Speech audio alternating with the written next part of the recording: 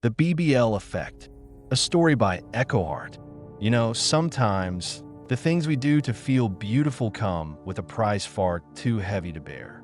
This is the story of Amara Okoye, a woman who just wanted to look perfect for her wedding. She never imagined that a single choice would change her body, her love, and her soul forever. Amara was a 29-year-old nail technician in Lagos, full of life and love. Her fiancé, Tund, adored her, but deep down, Amara felt she needed more before walking down the aisle.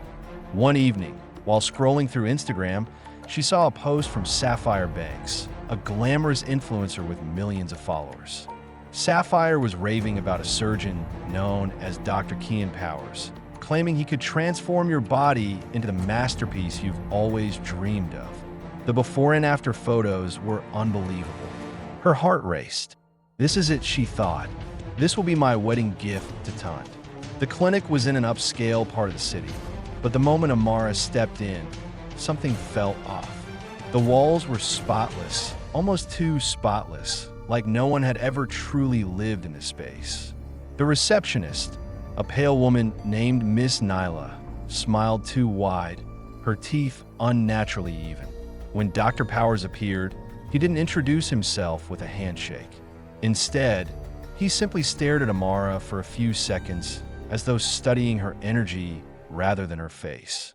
Amara ignored the unease in her stomach. She signed the papers. She wanted the transformation. The anesthesia hit her in waves, pulling her under, but she never fully lost consciousness. Somewhere between dreams and reality, she heard whispering in a language she didn't recognize, and then laughter. She tried to open her eyes, but could only catch a glimpse. Dr. Powers and Miss Nyla standing over her, not wearing masks, and their faces didn't look entirely human. Days after the surgery, Amara admired her new curves in the mirror. The results were perfect, too perfect, but soon the changes became bizarre. It started with a dull ache in her lower back. One morning, she woke up to find a small, bony protrusion pushing against her skin. Within days, it grew into something undeniable, a tail. At night, nightmares plagued her, visions of shadowy figures drinking light from human bodies. She'd wake up drenched in sweat, her heart pounding. One afternoon, overwhelmed by an unshakable thirst, she drank glass after glass of water. It wasn't enough. She ended up finishing an entire water tank. Moments later, her body swelled painfully, her skin tight and burning. Tund's mother walked in, saw her, and screamed. The next day, the wedding was called off. Desperate, Amara called Sapphire, the influencer who had recommended Dr. Powers. But Sapphire's cheerful tone cracked when she realized who was on the line. She confessed Dr. Powers had paid her to promote his clinic. And now he was gone, disappeared. Amara refused to give up. With the help of Amanda, Tund's cousin and a journalist, she tracked Dr. Powers to an abandoned villa outside the city. Inside, the air was thick and cold. And then she saw him. Dr. Powers smiled, revealing sharp, needle-like teeth. He explained in a voice that was almost a hiss. He and Miss Nyla were not from this world. They used surgeries to implant conduits into human bodies, allowing them to harvest energy over time. And Amara? She was now one of their connected hosts.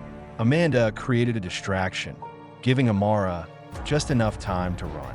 She remembered sprinting into the night, the sound of Dr. Powers' laughter echoing behind her.